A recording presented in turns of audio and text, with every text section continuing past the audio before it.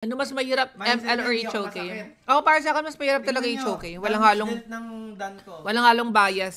Sa damage dealt ng kakampi ko.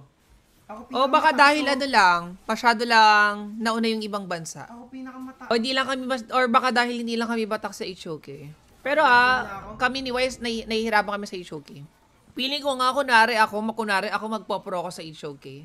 Feeling ko kailangan ko ng 6 na buwan na na pagbabatak sa HOK bago ko sobrang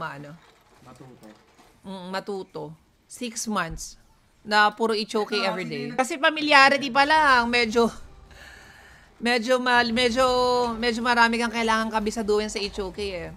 Like yung kailangan ima-muscle memory mo na lang. Like yung mga dash ng hero, yung mga damage ng hero.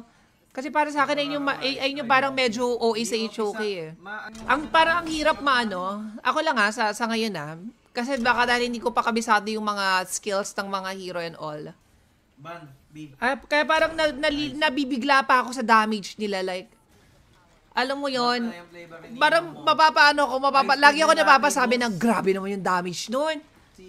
Ang daming hindi nakagets sa sinabi ko dati na pindot-pindot ang HOK. Kaya nga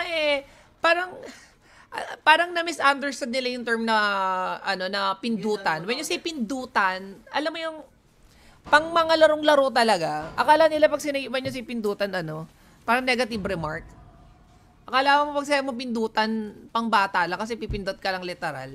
Mas mahirap nga yung pindutan kaysa sa objective game eh. Kasi ayun talagang literal na mechanics ang kailangan mo tingnan dun eh. When you say pindutan eh. Mechanics eh. Hindi ako feeling ko hindi ko sila masisisi kasi feeling ko ang bobo-bobo ko rin mag-explain. Kasalanan ko talaga yon. Kaya nami-misunderstood ako.